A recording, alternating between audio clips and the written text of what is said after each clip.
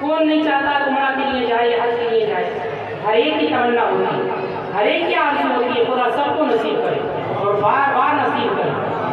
آپ اپنے گھر پر رہی، جیسے چاہے لباس پہن لیں، جیسے چاہے جمعے پہن لیں، جیسے چاہے بوٹ سوٹ پہنے، جتنا مہنگے سے مہنگا چاہے رنگ برنگی خوبصورت ڈیزائن والا لباس پہن لیں، شریعت کی کوئی ممانعت نہیں ہے۔ لیکن جب آپ حج کرنے کے ارادے سے یا عمرہ کرنے کے ارادے سے مکہ مکرمہ میں نہیں بلکہ حدود حرم میں بھی نہیں بلکہ میقات کے اندر داخل ہونے کا ارادہ کریں، میقات یہ حدود حرم سے بہت باہر ہے، تو جب مکہ مکرمہ میں آپ داخل ہونے کا ارادہ کریں، اللہ کا حکم ہے انسان سن، اپنے لباس اتار، احرام پہن،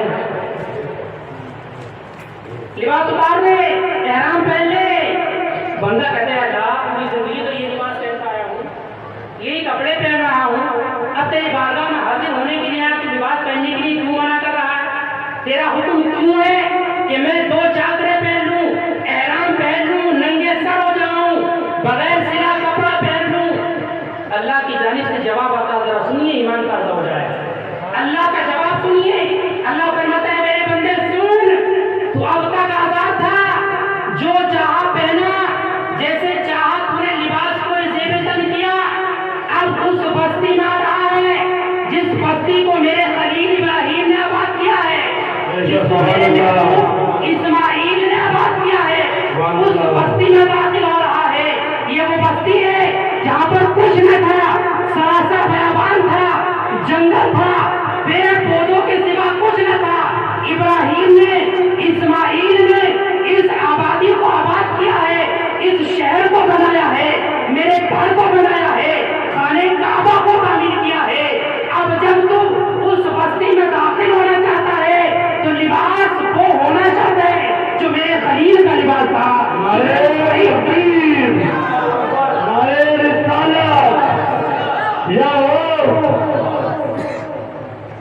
تو میرے خلیل کا لباس تھا، میرے ابراہیم نے یہ لباس پہنا تھا، اس لیے میں نے اپنے ابراہیم کے اس لباس کو قیامت تک مکہ مکرمہ کے حدود میں داخل ہونے والے مسلمانوں پر فرض قرار دے دیا، تاکہ ہر مسلمان یہ سمجھ لے کہ یہ ابراہیم کی سنت ہے، ان کی یاد میں جشن منانا ہے۔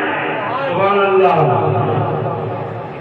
آج جو یہ کہتے ہیں نا انبیاء کے طریقے پر نہ چلو، علماء کرام کے طریقے پر نہ چلو، ہے نا، وہاں بھی آیا بنا غیر مذہب کے لوگ تو مکہ مکرمہ میں بغیر احرام کے جا کے دکھاؤ، جب مکے جانا ہے، حج کرنا تو بغیر احرام کے سلے کپڑے پہن کر احرام کر کے دکھاؤ، تب تمہاری بات سمجھ میں آئے۔ اچھا احرام پہن لیے، احرام پہننے کے ساتھ ساتھ ایک بات اور لازم آتی ہے، تلبیہ کہنا۔ تلبیہ کہنا، تلبیہ جانتے ہیں تو حجاج کرام، عمرہ کرنے والے لوگ کہتے ہیں لبیک اللہم لبیک، لبیک لا شریک لک لبیک، یہ تلبیہ کہلاتا ہے۔ جیسے انسان احرام پہنتا ہے تلبیہ کہنا بھی ضروری ہے۔ یہ تلبیہ کیا ہے یہ بھی سمجھیے، یہ بھی کسی کی یاد ہے، یہ بھی کسی کا جشن ہے، یہ بھی کسی کی یاد کے طور پر اور سیلیبریشن کے طور پر منایا جاتا ہے۔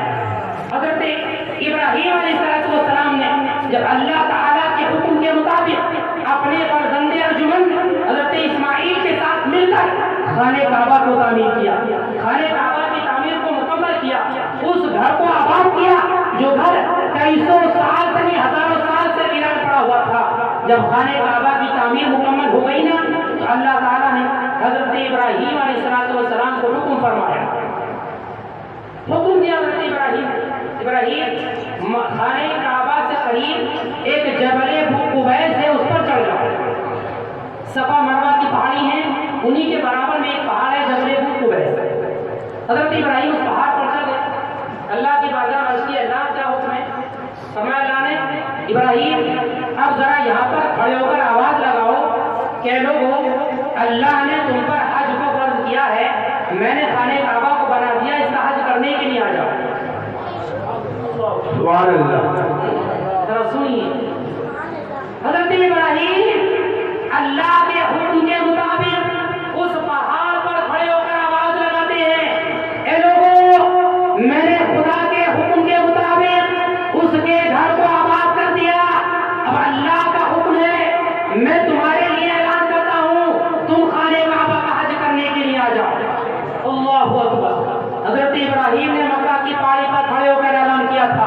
روایات میں آتا ہے، حدیث میں آتا ہے، حضرت ابراہیم کے اس اعلان کو صرف مکہ کے لوگوں نے نہیں سنا، عرب کے لوگوں نے نہیں سنا، بلکہ پورے زمین پر جتنے لوگ موجود تھے ان تمام انسانوں نے سنا، بلکہ صرف انہوں نے نہیں بلکہ قیامت تک آنے والے جتنے انسان ہیں، جتنے پیدا ہونے والے ہیں، ہر ایک کی روح نے سنا کہ ابراہیم اللہ کا خلیل حج کی فرضیت کا اعلان کر رہا ہے، اور ہر ایک نے حضرت ابراہیم کے اس اعلان پر کہا تھا لبیک اللہم لبیک لبیک لا شریک لک لبیک ان الحمد والنعمت لک لا شریک لک لبیک۔ یہ وہ حضرت ابراہیم کے اعلان کا جواب۔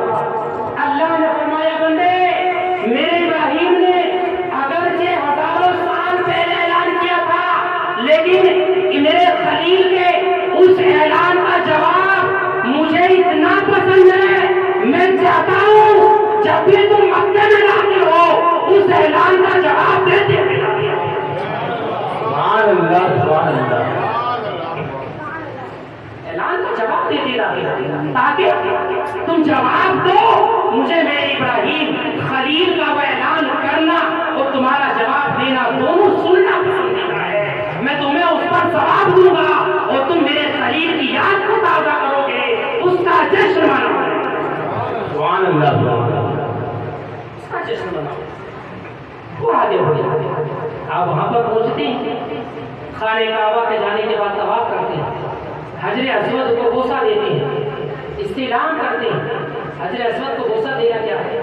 حجر اسود ہے کہ ایک پتھر ہی تو ہے، ایک پتھر ہی تو ہے دنیا میں کہ ایک ہی پتھر تھا، یہ جنت میں کہ صرف وہ ایک ہی پتھر تھا جس کو لایا گیا جنت خانہ کعبہ میں لگانے کے لیے؟ حجر اسود میں ایسی کیا تاثیر پیدا ہوگا وہ سنیے۔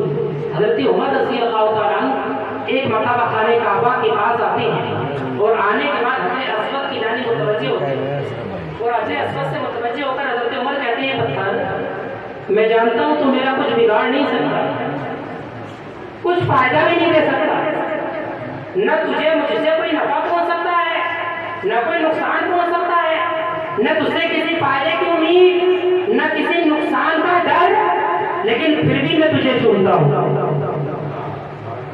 تو پتھر یہ بیجان ہے، کچھ بگاڑ نہیں سکتا، کچھ بنا نہیں سکتا میرا، پھر بھی میں تجھے چنتا ہوں۔ جانتا ہے کیوں؟